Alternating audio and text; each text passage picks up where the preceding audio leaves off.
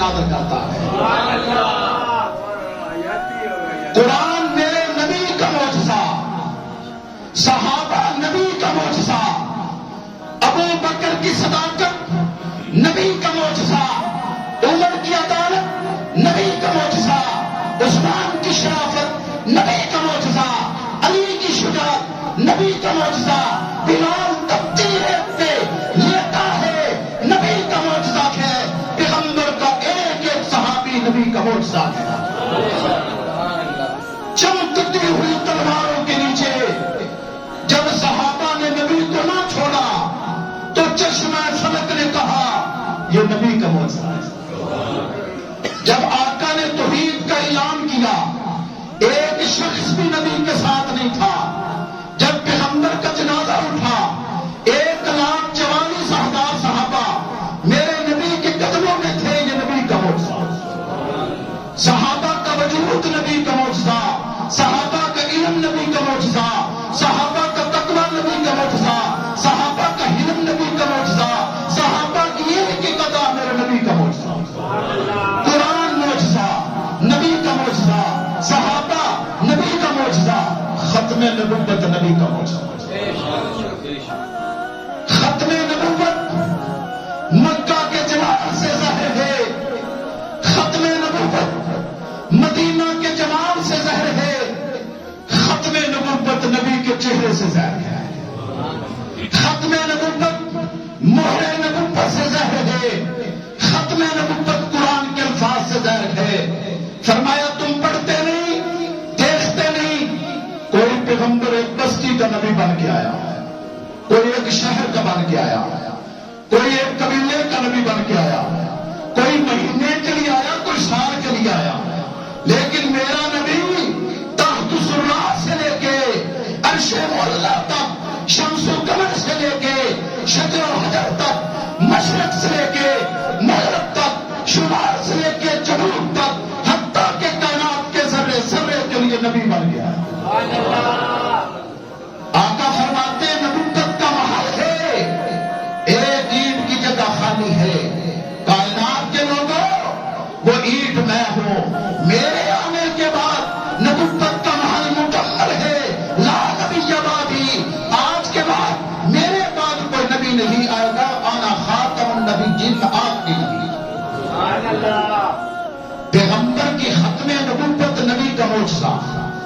اب آئیں معراج میرے نبی کا معجزہ، معراج نبی کا معجزہ، یعنی معجزہ کہتے ہیں انسانی عقل دھک رہ جائے، انسانی عقل مہوش ہو جائے، دماغ کام کرنا چھوڑ دے، ایسا کام ہو جائے، اسے معجزہ کہتے ہیں۔ اگر وہ کام ولی کے ہاتھ پہ زہر ہو اسے کرامت کہتے ہیں، نبی کے ہاتھ پہ زہر ہو معجزہ کہتے ہیں۔ تو میرے برادر واقعہ معراج آپ سنتے رہتے ہیں، میں نئی چیزیں آپ کی جھولی میں آپ کے عقائد کی اصلاح چاہتا ہوں۔ اے غور فرمائیں، قرآن پاک کی ہے سبحان الذی اسری بعبدہ، یہ کیا ہے؟ معراج ہے۔ فاوحی الی عبدہ ما اوحی، یہ کیا؟ یہ بھی معراج ہے۔ انا ارسلناک شاہدا، یہ کیا؟ یہ معراج ہے۔ قرآن کے اندر 3 مقامات ہیں جہاں پیغمبر کی معراج بیان ہوئی، وہ تینوں آیتیں میں نے آپ کے سامنے پیش کی، لیکن آپ نے غور کرنا ہے۔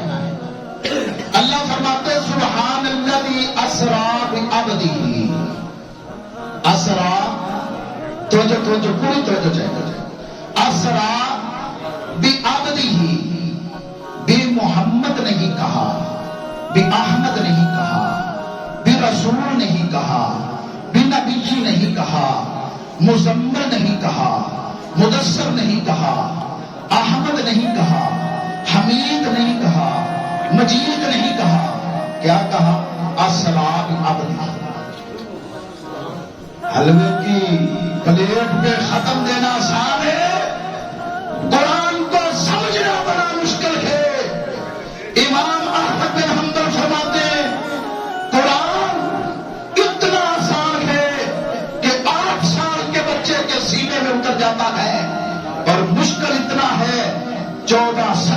آیت گئی، لوگ اس قرآن کے دریا سمندر میں ڈبکیاں لگا رہے، آج تک ماں نے بیٹا پیدا نہیں کیا جو سینے پہ ہاتھ مار کر کہے کہ جناب میں نے قرآن کے سارے موتیوں کو پا دیا ہے۔ آئے غور کریں، میں راز سمجھانا چاہتا ہوں۔ پلیٹ نظام لوگ جناب بڑی میٹھی میٹھی باتیں کر کے اپنا سسٹم سیدھا کرتے ہیں، لیکن عقیدے پہ کوئی بھی نہیں بولتا۔ غور کریں، اللہ فرماتے پاک ہے وہ ذات جو لے گئی بعبدہ ہی، جو لے گئی بعبدہ ہی، اپنے بندے کو لے گئی۔ کس کو لے گئی؟ اپنے عبد کو لے گئی۔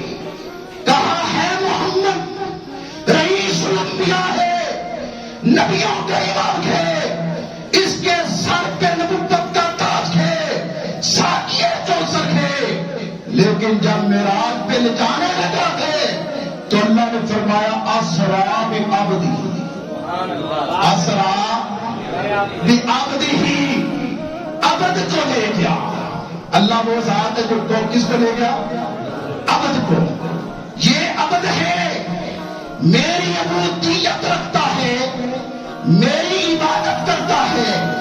بعبدہ، کوئی ملا آئے، کوئی مفسر آئے، کوئی امام آئے، کوئی مجتہد آئے، مجھے ترجمہ کر کے بتائے عبد کا معنی کیا ہے۔ عبد کا سادہ سا معنی ہے اللہ کا بندہ۔ عبد کا معنی بندہ، بندہ بندگی سے ہے۔ میرے نبی سے بڑھ کر کسی کے اندر بندگی نہیں پائی۔ ماں جی فرماتی عائشہ صدیقہ، میں سلام پیش کرتا ہوں اماں جی کو۔ اما عائشہ صدیقہ اسلام کی یونیورسٹی کا نام ہے، اندرونی سارے مسائل امت تک ماں جی نے بتائے۔ ماں جی فرماتی میرے آقا جب خدا کی بندگی کرتے، آقا کے پاؤں سو جایا کرتے تھے۔ میں نے کہا آقا آپ تو بخشے ہوئے ہیں، آپ تو خدا کے محبوب ہیں، آپ اشارہ کریں چاند ٹکڑے ہو جاتا ہے، اتنی بندگی اتنی عبادت کیوں؟ میرے آقا فرماتے ہیں افلا اکون عبدا شکورا، عائشہ کیا میں خدا کا شکر گزار بندہ نہ بن جاؤں؟ یہاں پہ بھی عبد، قرآن کے اندر یہاں بھی عبد۔ یاد رکھیے، دو مقام معراج کے آپ کے سامنے پیش کر کے آپ کا عقیدہ درست کروں گا انشاءاللہ۔ دیکھیے رب فرماتا ہے میں اپنے نبی کو جب معراج کرایا تو کیا کہا؟ بعبدہ، نبی کو لے گیا۔ کہاں لے گیا؟ من المسجد الحرام الى المسجد الاقصى، مسجد حرام سے مسجد اقصیٰ، مسجد اقصیٰ سے پہلا سمان، پھر دوسرا، تیسرا، چوتھا، پانچواں، چھٹا، ساتواں سمان، پھر سدرۃ المنتہا، پھر جہاں قدمیں چلتی، پھر رب کی بارگاہ، پھر جنت، پھر جہنم، لے گیا بعبدہ ہی۔ کس کو؟ عبد کو لے گیا، عبد کو لے گیا۔ اور قرآن کہتا ہے فَأَوْحَىٰ إِلَىٰ عَبْدِهِ مَا أَوْحَىٰ، جب اپنے بندے کو میں لے گیا، جو کچھ دینا تھا دیا، جو کچھ لینا تھا لیا، جو باتیں کرنی تھی کی، جو سیر کرانی تھی کرائی۔ مولوی یہی بیان کریں گے، لیکن میں یہ نقطہ اٹھا رہا ہوں، رب کہتا ہے دینے کے بعد جب واپس کیا فَأَوْحَىٰ إِلَىٰ عَبْدِهِ، اس وقت کی یہ عبد ہے، اس وقت بھی جب لے جا رہا ہے فرمایا عبد ہے، جب واپس کیا عبد ہے۔ میں کہہ رہا ہوں قرآن کیا، سبحان الذی اسری بعبدہ، معراج کرایا کس کو؟ عبد کو۔ مسجد